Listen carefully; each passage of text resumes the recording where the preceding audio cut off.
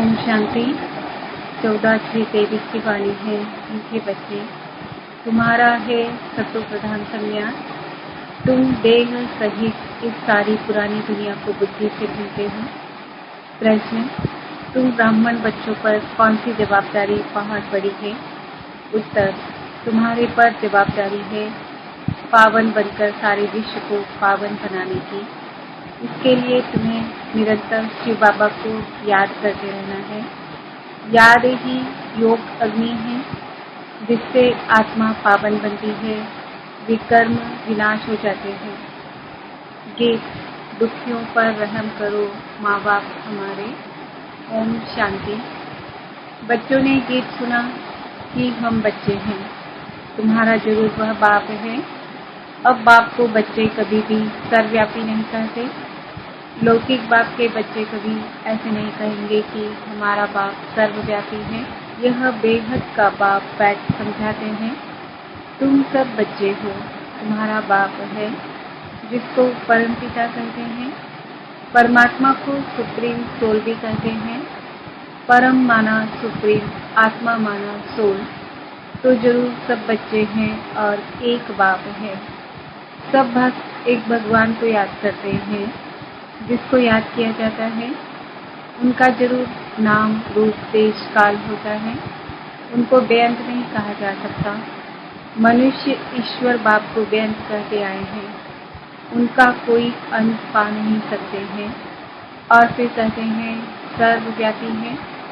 यह तो बड़ा अनर्थ हो गया। पत्थर टिककर सब में ईश्वर है, उनको बेअंत नहीं कहा जा सकता। मनुष्य ईश्वर बाप को बेअंत कहते आए हैं। उनका कोई अंत पा नहीं सकते हैं और फिर कहते हैं सर्वव्यापी है। यह तो बड़ा अनर्थ हो गया। पत्थर टिककर सब में ईश्वर है, उनको फिर बेअंत कहते हैं। बच्चे बाप को भूल गए हैं, इसलिए सारी मनुष्य सृष्टि नास्तिक पतित कही जाती है। हर एक नर नारी पतित है। तब तो पतित से पावन बनाने वाले को याद करते हैं। इस दुनिया में कोई को भी महान आत्मा नहीं कहा जा सकता। पवित्र आत्मा पतित दुनिया में हो नहीं सकती। बापू गांधी जी भी कहते थे पतित पावन सीताराम। यह मनुष्य के लिए कहते, पानी की गंगा के लिए तो नहीं कहा। यह है झूठ, झूठी माया झूठी काया, ये ही झूठ खंड। सचखंड था जबकि नई दुनिया में नया भारत था। अब वही भारत पुराना हो गया है। भारत जब नया था तो उनको स्वर्ग कहा जाता है, जिसको 5000 वर्ष हुए। त्रेता में 2 कलाएं कम हुई। इस समय तो कलयुग है। इनको कहा जाता है पुरानी दुनिया। पुरानी दुनिया में पुराना भारत। वर्ल्ड नई भी होती है तो पुरानी भी होती है। अब है पुरानी दुनिया। सब मनुष्य नास्तिक हैं, इसलिए दुखधाम कहा जाता है। फिर इस दुखधाम को सुखधाम तो एक ही बाप बना सकता। भारत जो पावन था पतित बन गया है। जब प्योरिटी थी तो पीस प्रॉस्पर्टी थी। भारत की आयु एवरेज बड़ी थी, अभी तो बहुत छोटी है। भारत रोगी कब से बना है दुनिया नहीं जानती। ऐसे नहीं कहेंगे कि परंपरा से रोगी है। भक्ति शुरू ही द्वापर से होती है। कलयुग का जब अंत होता है तब बाप आकर ज्ञान देते हैं। ज्ञान है ही ज्ञान सागर के पास। ज्ञान का सागर नॉलेजफुल, यह उस बाप की ही महिमा है। मनुष्य सृष्टि का बीज रूप है। सर्वव्यापी कहने से बाप बच्चे का लव नहीं रहता। यह है ऑर्फन दुनिया। सब आपस में लड़ते रहते हैं, इसलिए इसको रौरव नर्क कहा जाता है। भारत स्वर्ग था, अब नर्क है। यह किसको भी पता नहीं पड़ता है कि हम नर्कवासी हैं तो जरूर नर्क से ट्रांसफर होंगे, परंतु ऐसे नहीं कि नर्कवासी पुनर्जन्म फिर स्वर्ग में ले सकते हैं। वह पुनर्जन्म सब नर्क में ही लेते हैं। नर्क को ही पतित दुनिया कहा जाता है। निर्वाण धाम आत्माओं के रहने का स्थान है, जिसको निराकारी दुनिया कहा जाता है। आत्मा स्टार मार्टल है, शरीर मार्टल है। आत्मा को एक शरीर छोड़ दूसरा लेना पड़ता है। 84 जन्मों का भी गायन है। 84 लाख जन्म कहना भी कपोड़ा है। बाप समझा रहे हैं, जो भी आत्मा पाठ बजाने आती है आकर ऑर्गन्स में प्रवेश करती है, परंतु सबके 84 जन्म भी नहीं हो सकते। सतयुग में जो देवी देवता होंगे उनके ही 84 जन्म होंगे। बाप कहते हैं, आगे भी कहा था, तुम अपने जन्मों को नहीं जानते हो, मैं बतलाता हूँ। तुम हो ब्रह्मा कुमार कुमारियाँ। अच्छा, ब्रह्मा का बाप कौन है? शिव। ब्रह्मा विष्णु शंकर है शिव बाबा के बच्चे, उनको भी अपना सूक्ष्म शरीर है। परमपिता परमात्मा को अपना शरीर नहीं है। बाप कहते हैं, मेरा नाम ही शिव है। भल कोई रुद्र भी कहते, कोई सोमनाथ कहते हैं, हूँ तो मैं निराकार। बरोबर भारत में शिव के मंदिर भी है। ज्ञान का सागर परमपिता परमात्मा को ही कहा जाता है। श्री कृष्ण को नहीं कहेंगे, वह तो सतयुग का प्रिंस है। उनमें यह आदि मध्य अंत का ज्ञान नहीं है। सतयुगी देवताओं में भी यह ज्ञान नहीं है। तुम जानते हो, अभी हम हीरे तुल्य बन रहे हैं। परम पिता परमात्मा के सिवाय कोई राजयोग सिखला न सके। श्री कृष्ण को परमात्मा नहीं कह सकते। परमात्मा सिर्फ एक निराकार को ही कहा जाता है। उस बाप को ही सब भूले हुए हैं। इस समय सब पतित तमो प्रधान हैं। बाप कहते हैं, यह सारा वैरायटी मनुष्य का झाड़ है। तमो प्रधान रोगी दुखी है। भारत कितना ऊंच था, अभी तो कंगाल है। शास्त्रों में तो कल्प की आयु ही लाखों वर्ष दिखती है। समझते हैं कलयुग को भी 40,000 वर्ष चलना है। बाप समझाते हैं, यह है घोर अंधेरा, अब ज्ञान सूर्य प्रगटा, अज्ञान अंधेर विनाश। बाप है ज्ञान सूर्य, वह आकर अज्ञान घोर अंधेरे को मिटाते हैं। अभी है ब्रह्मा की रात। सत्युग त्रेता को ब्रह्मा का दिन कहा जाता है। तो तुम हो ब्रह्मा कुमार कुमारियाँ, ब्रह्मा के बच्चे। ब्रह्मा तो विश्व अथवा स्वर्ग का रचयिता नहीं है। निराकार हेवनली गॉडफादर की ही महिमा है। वह बाप ही आकर राजयोग सिखलाते हैं। बाप कहते हैं, हे बच्चे, आत्माओं से बात करते हैं। आत्मा ही सब कुछ सुनती है, धारण करती है और संस्कार ले जाती है। जैसे बाबा ने समझाया है, लड़ाई के मैदान में मरते हैं तो संस्कारों अनुसार जन्म ले, फिर लड़ाई में चले जाएंगे। इस समय सबकी आत्माएं समूह प्रधान हैं। सब एक दो को दुख देते रहते हैं। सबसे बड़ा दुख कौन देते हैं? जो तुम्हें परमात्मा से बेमुख करते हैं। इसलिए शिव बाबा कहते हैं, बच्चे तुम उन सबको छोड़ो। गॉड इज वन कहा जाता है। तुम सब ब्राइड्स हो, मैं हूँ तुम्हारा ब्राइडग्रूम। है सजनिया, तुम बिल्कुल लायक नहीं हो स्वर्ग में चलने के लिए। माया ने तुमको बिल्कुल नालायक बना दिया है। यह है रावण राज्य। सतयुग में है राम राज्य। राम शिव को कहा जाता है। अभी तुम हो ब्राह्मण। परमपिता परमात्मा जो स्वर्ग की स्थापना करते हैं, उनसे तुम वर्षा ले रहे हो। भारतवासियों को स्वर्ग का वर्षा मिल रहा है। कलश माताओं पर रखा है। माता गुरु बिगर किसका कल्याण नहीं होता। जिसके लिए गाते हैं, स्वमेव माता पिता स्वमेव, उनको फिर सर्वव्यापी कहना कितनी बड़ी भूल है। माता पिता को फिर बेअंत कह देते हैं। गाते भी हैं, तुम मात पिता हम बालक तेरे, तुम्हारी कृपा से सुख घनेरे। फिर बाप पर दोष कैसे रखते हो? बाप तो आकर पतित से पावन बनाते हैं, पतित रावण बनाते हैं। अभी रावण राज्य खत्म हो, राम राज्य फिर शुरू हो जाएगा। इस चक्र को अच्छी रीति समझना है। बेहद की हिस्ट्री ज्योग्राफी बेहद का बाप ही सुनाएंगे। यह है रुद्र ज्ञान यज्ञ। श्री कृष्ण का यज्ञ नहीं है, वही गीता का राजयोग है, परंतु श्री कृष्ण कोई ज्ञान नहीं देते हैं। यह है रुद्र शिव भगवान उवाच। रुद्र ज्ञान यज्ञ से ही विनाश ज्वाला प्रकट हुई है। अब तुम बच्चे आए हो माता पिता से स्वर्ग का वर्षा लेने। यह कोई अंधश्रद्धा नहीं है। यूनिवर्सिटी व कॉलेज में कोई अंधश्रद्धा होती नहीं।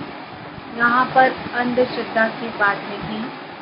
तुम बाप से बेहद का वर्षा लिए मनुष्य से देवता बनने आए हो। यह गॉड फादरली यूनिवर्सिटी है। बाप समझाते हैं यह भारत प्यारी राजस्थान था। हीरे जवाहरों के महल बनते थे। मस्ती मार्ग में भी सोमनाथ का मंदिर इतना बड़ा बनाया है। उनसे पहले क्या होगा? अभी तो भारत कंगाल है। फिर से ताज बनाना बाप का ही काम है। अभी तुम बच्चे जानते हो हम माता पिता के सन्मुख बैठे हैं और 21 जन्मों का सुख पा रहे हैं। बाप कहते हैं ये आत्माओं अब तुम मुझे याद करो।